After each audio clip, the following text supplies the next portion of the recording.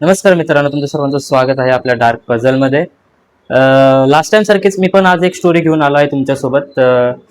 आज जी स्टोरी मी तुम्हाला सांगणार आहे ती स्टोरी बघायला गेलं तर ती खूप भयानक स्टोरी आहे, जी माझ्या आईसोबत घडली होती. म्हणजे तुम्हाला सांगल्या नशी जेव्हा ती माझ्या आईने मला ही स्टोरी सांगितली तेव्हा मी सुद्धा खूप भयभीत झालो ही स्टोरी ऐकून.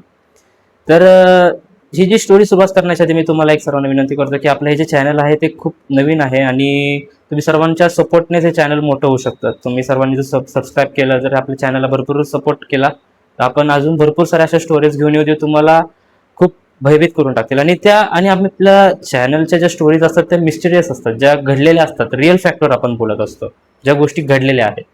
तर आपण ह्या स्टोरीला सुरुवात करूया. ही जी स्टोरी आहे मला आईने सांगितली तेव्हा आईचं वय कमीत कमी बघायला गेलं तर तेरा तेरा वय होतं आईचं. म्हणजे 13 वर्षाची आई होती माझी. त्यावेळेस तिचं म्हणजे 7वी-8वीला होती तेव्हा. आणि तुम्हाला तर माहितीच आहे, ही पण आपण जे स्टोरी सांगत असतो ते कोकणावरची स्टोरी सांगत असतो, कोकण भागातल्या. तर त्यावेळेस लोक म्हणजे रानातनं दमून येतात, रानातनं दमून येतात, कामं करतात शेतातली वगैरे. तर शेतातनं कामातून दमून आल्यानंतर ती लोक 7:30-8 वाजता झोपून जातात जेवण वगैरे करून. तसंच त्यावेळेस पण असं झालं की माझ्या घरचे म्हणजे माझ्या आईच्या जे घरचे आहेत ते सगळेजण आले, दमून वगैरे आले, 7:30-8 वाजता सगळेजण झोपून गेले. तर माझी आई तेव्हा झोपले होते तेव्हा बघायला गेलं तर माझी आई ती ओटीमध्ये, ओटी म्हणतात त्याला. ओटी म्हणजे जे की घराच्या आतमध्ये जे एक भाग असतं, म्हणजे वरती एक म्हणतो की पडवी आणि एक ओटी असं म्हणलं जातं. कोकण भागामध्ये ह्या शब्दांना खूप हे असं म्हणलं जातं की पडवी आणि ओटी हा शब्द असतो. तर माझी आई ओटीमध्ये झोपली होती, म्हणजे दरवाजाच्या वरच्या भागामध्ये. आणि माझे जे भाऊ होते, म्हणजे माझ्या आईचे भाऊ, ते झोपले होते. म्हणजेच की ते आपण म्हणतात ना की आपण पडवी, घराच्या खालच्या भाग म्हणजे खालचा भाग त्या साईडला ते झोपले होते. तर मग असं झालं की रात्रीचे म्हणजे मध्यरात्रीचा 2 वाजले असतील, 2 ते 3 वाजले असतील. तर 2 ते 3 वाजले होते तेव्हा माझ्या आईने मला सांगितलं की तिथून एक जी अशी बाई, म्हणजे की अशी मला तिने सांगितलं होतं की ती बाई होती, म्हणजे एकदम अशी नवी नवरी म्हणतो ना आपण, तशी ती बाई होती. तिचे असे केस मोकळे होते, हातामध्ये भरपूर मोठा असा चुडा आणि एका हातामध्ये काठी, अशी ती बाई होती. आणि ती जी बाई होती ना, ती पडवीमध्ये, म्हणजे बघायला गेलं तर पडवी म्हणतो आपण, पडवीच्या बाजूला मंडप टाकलं होतं, तर त्या साईडला उभी होती. आणि जेव्हा ती तिथे उभी होती तेव्हा मग तिने काय केलं, काठी तिच्या बांगड्या वाजवायला सुरुवात केली. मग माझ्या आईला जाग आली आणि आई फक्त अशी उठली आणि तिने फक्त हळूच बघितलं.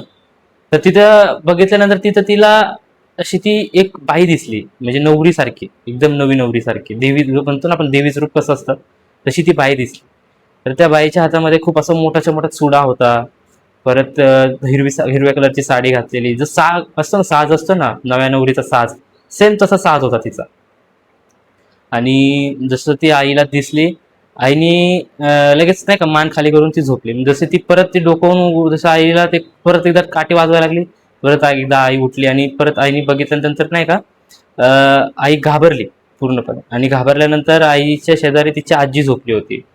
मग तिने काय केलं, हळूच ना आईनी तिच्या आजीला असं डिवचलं की म्हणले की मला तिथे दिसतंय काहीतरी. मग माझ्या आईची जी आजी होती ती म्हटली की तू झोपून जा, तू उठू नको, कारण तू तिच्याकडे बघू पण नको आणि तू तिच्याकडे बघितलंस तर तुझं प्रॉब्लेम होईल, असं तिला, असं म्हणजे त्यावेळेस सांगितलं की तू बघू नको तिच्याकडे, असं तिला आजीने आईला सांगितलं. मग आई झोपली.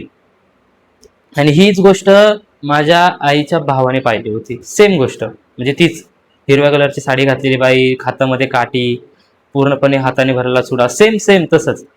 आणि ज्यावेळेस ते माझ्या आईच्या भावाने बघितलं, तो पण पूर्णपणे घाबरले होते, ते एकदम पूर्णपणे घाबरले होते, म्हणजे पूर्ण अंग घामाने भरलेलं होतं, पूर्ण असं थंडी ताप भरला होता त्यांना. दुसऱ्या दिवशी उठले जसं ते सगळेजण, सकाळ झाल्याच्या नंतर सकाळी माझ्या आईने माझ्या आजीला विचारलं की ती काय होतं सगळं काही. तर आजीनी आजीनी सांगितलं नाही आईला, सांगून नाही लगेच सांगितलं नाही. पण जेव्हा ते भावाला ताप म्हणजे आईच्या भावाला जेव्हा ताप वगैरे भरला पूर्णपणे, तेव्हा त्यांनी पण विचारलं की तुम्ही पण तेच पाहिलं का. मग ते म्हणले की काय पाहिलं, म्हणजे त्यांची चर्चा होत होती ना, तिथल्या घरामध्ये चर्चा होत होती की असं असं मला दिसलं होतं, असं असं हे झालं. मग त्यांना पण ते ऐकलं त्यांनी. मग त्यांची चर्चा होत होती म्हणून त्यांनी तो विचारलं, म्हणजे भावानी, आईच्या भावाने, की तुम्हाला ते ते पण तुम्हाला ते दिसलं का. मग ते म्हणले की काय दिसलं असं प्रश्न केला माझ्या आईला. तर ते काहीच नाही असं म्हणजे काय उत्तर नाही दिलं, कारण की आईलाच माहिती नव्हतं काय होतं ते.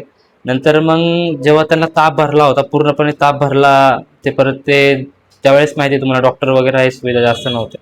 आणि जरी डॉक्टर असले तरी ते खूप एका शहरातून दुसऱ्या शहरात जायला म्हणजे असं लागायचं, म्हणजे एका गावातून परत दुसऱ्या गावातून ते शहरात असं असायचं पहिले.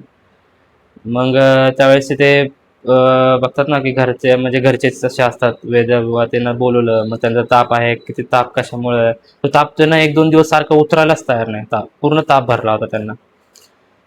आणि नंतर मग माझ्या आईच्या आजीने सांगितलं की जे तुम्ही पाहिलं ते अशी होती की ती तिच्या म्हणजे तिचं नुकतंच लग्न झालं होतं. लग्न झाल्यानंतर ती बाई तिची मरण पावली. लग्न झाल्यानंतर ती बाई मरण पावली. पण त्यांच्यामध्ये असं म्हणतात ना की हे म्हणतात, म्हणजे त्यांना काहीतरी एक शब्द आहे कोकणी भागामध्ये. तर तसं ते ते मरण पावल्यानंतर ती जी असं तिची आत्मा भटकत असते. तसं ते त्यावेळेस झालं होतं की ते जेव्हा मरण पावली त्यावेळेस ती भटकत होती इकडे तिकडे. मग ते गावाच्या बाजूला सगळ्या गोष्टी म्हणजे गावाच्या आजूबाजूला काठी वाजवत, बांगड्या वाजवत अशी फिरत असते. त्यावेळेस लोकांना माहिती होतं, पण आता आई लहान होती, ते भाऊ लहान होते, पण त्यांना माहिती नव्हतं एवढं. आणि त्याच्यानंतर असं झालं की आईला काही नाही झालं, पण त्या भावाला बरोबर त्यांना ताप भरला, थंडी ताप असं भरलं. आणि जसं त्यांना मग त्याच्या आजीने सांगितलं की बरं झालं तुम्ही नाही पाहिलं. जर तुम्ही पाहिलं असतं आणि त्या बाईनीनं जर तुमच्याकडे पाहिलं असतं, तुमच्या दोघांची नजर एक झाली असती, तर तुम्ही जागेच तुमच्या अंगामध्ये घुसणार, नाहीतर तुम्ही जागेच मृत्यू पावणार, असं असं आजीने सांगितलं होतं. म्हणून आजीने माझ्या आईला सांगितलं की तू झोप, तू काय बघू नको, तू डायरेक्ट झोपून जा. म्हणून माझी आई झोपली आणि तिची नजर आणि माझ्या आईची नजर एक झाली नाही. त्यामुळे म्हणायला गेलं तर तो खूप असा भयानक प्रसंग होता जेव्हा माझ्या आईने मला सांगितलं तेव्हा. म्हणजे त्या बाईची नजर आणि माझ्या आईची एक नजर जरी झाली असती तर खूप मोठा प्रॉब्लेम क्रिएट झाला असता तिथे. त्यावेळेस जी गोष्ट होती. तसंच म्हणजे आता बघा तुम्हाला तर माहिती असेल की कोकण भागामध्ये आता तसं पण भरपूर अशा गोष्टी चालतच असतात. आत्ताही भरपूर चालत असतात. पण आता म्हणजे कमी आहेत, एवढ्या नाही आहेत. पण आत्ताच्या भागामध्ये थोड्याशा कमी झाल्यात आता ह्या सर्व गोष्टी. तर मित्रांनो, हेच आपली अशी एक स्टोरी होती, जी माझ्या आईने मला सांगितली आहे. तसं मी तुमच्यासाठी भरपूर अशा स्टोऱ्या घेऊन येणार आहे. तर तुम्ही सर्वांनी माझ्या चॅनलला सबस्क्राईब करा, सपोर्ट करा.